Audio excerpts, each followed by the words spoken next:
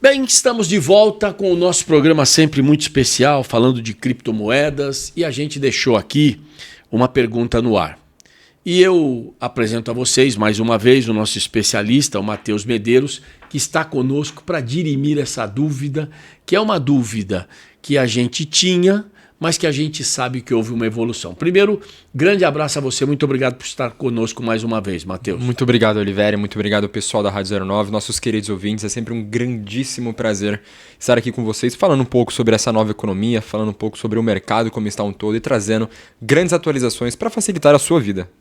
Agora a pergunta que ficou no ar do episódio passado, que é uma pergunta que eu já te fiz em uns programas para trás e que a gente esperava por uma evolução. Estamos no fechamento de um ano, nada melhor do que fazer um balanço. Perfeito. A pergunta era sobre se a gente compraria imóveis, se a gente pagaria impostos, se a gente compraria carros, né, veículos, enfim, se a gente faria o mercado em criptomoedas. Ainda acho que está longe para o supermercado, mas quando há um volume grande, uma compra grande, como uma casa, sim. como um automóvel, talvez até mesmo uma negociação entre empresas, você adquirindo uma empresa, isso já melhorou, aumentou? Como é que está esse mercado em relação a compras através de criptoativos? Perfeito, Oliveira.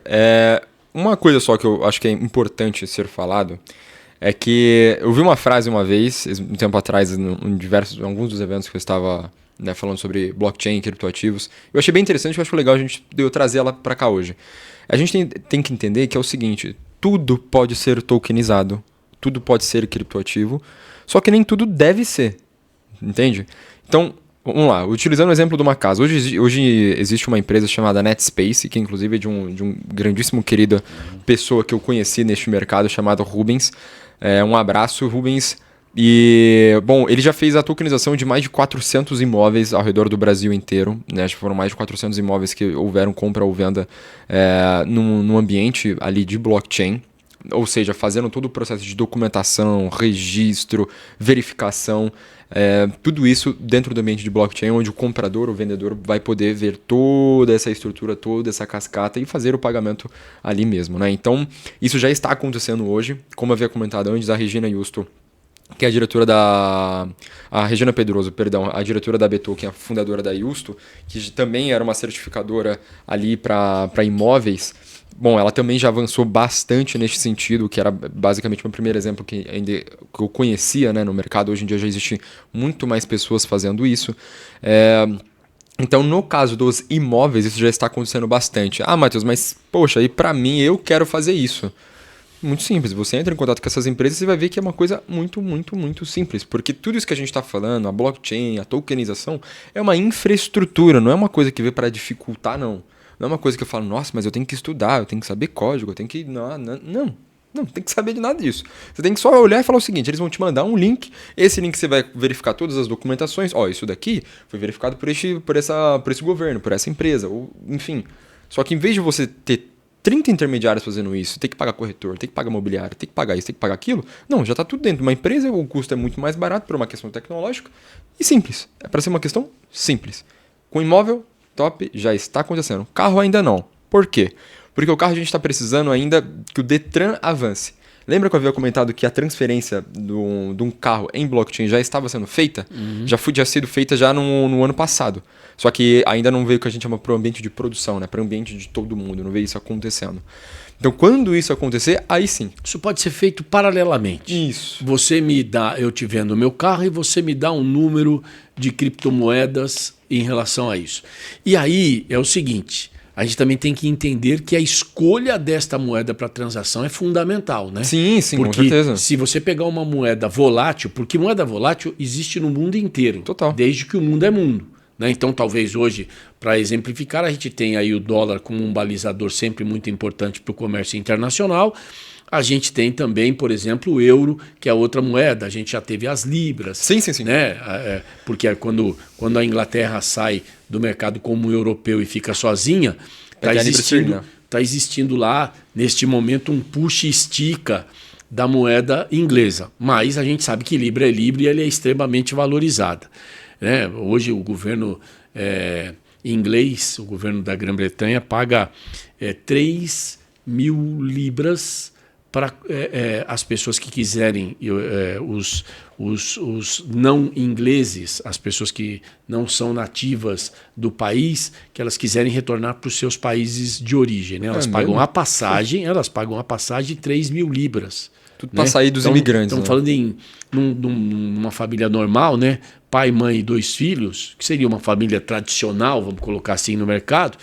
Você está falando aí em 12 mil libras, o que dá quase 80 mil reais, o que é um mercado, né? Porque a pessoa volta para o seu país de origem, no caso do Brasil, com 80 mil. E está acontecendo muito disso. Caramba. Aqui no Brasil.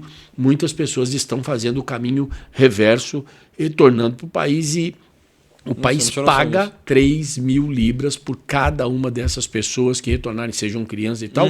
É per capita, por cabeça 3 mil libras. E tem muita gente tentando reativar a sua vida de volta no Brasil através dessa generosidade, ganhando entre uma aspas, ganhando uma moeda de peso altíssimo como é a libra.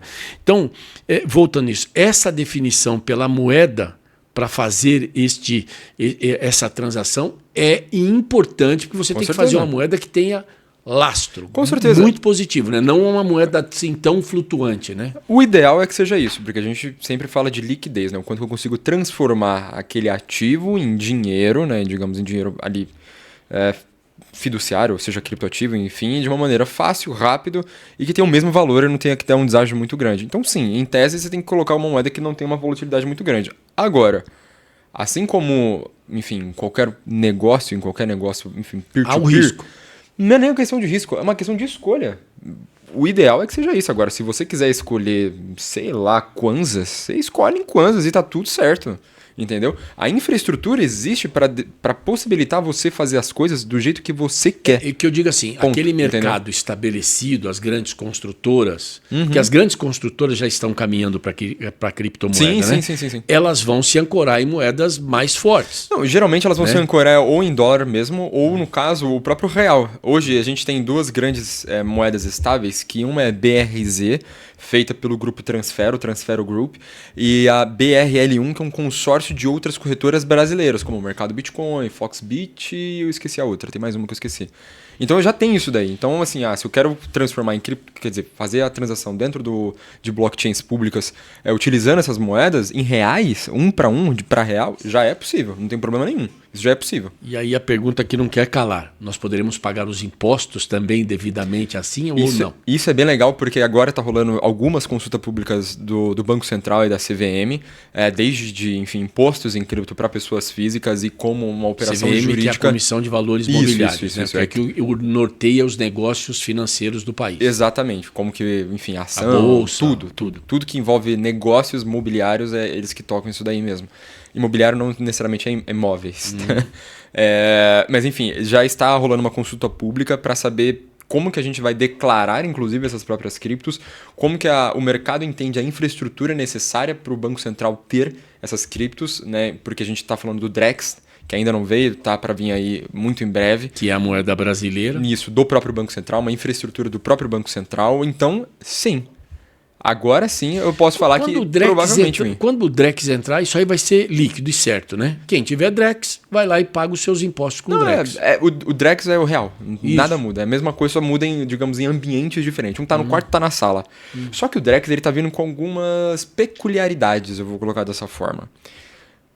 Bom, a gente está basicamente no episódio 30 e você pode perceber que em todos os episódios eu sempre toco numa questão de liberdade financeira para cada pessoa, que é a relação de criptoativos é sempre para você ser dono das suas próprias moedas, do seu próprio dinheiro, para você fazer o que você quiser com o seu dinheiro, certo? Certo. O Drex ele tá vindo com uma questão um pouco diferente disso, eu diria. Talvez seja porque é a primeira moeda do governo, né? Que seria meio que eles estão tentando impedir, de certa forma, de você ter a sua moeda, né, você sacar da sua corretora para a sua carteira de autocustódia. Isso está sendo um grande debate dentro do mercado, mas um debate bem grande, muito grande. Porque você está tirando o que é o princípio básico de você ter criptoativo. Então isso está sendo uma discussão bem ferrenha dentro do mercado de cripto mesmo.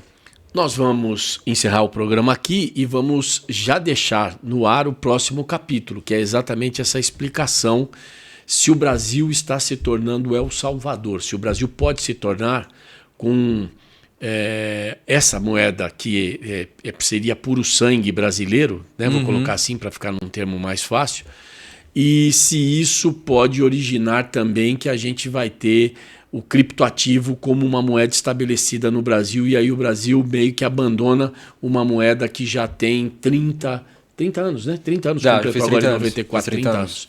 Então a gente volta na próxima semana, Matheus. Muito obrigado, nossos queridos ouvintes. Já será ano novo. Já será ano novo mesmo. Bom, um ótimo ano novo, então. Um Feliz Natal. Espero que vocês tenham tido um próspero Natal, um próspero ano novo. E nos vemos muito em breve. Muito obrigado. Grande abraço a você.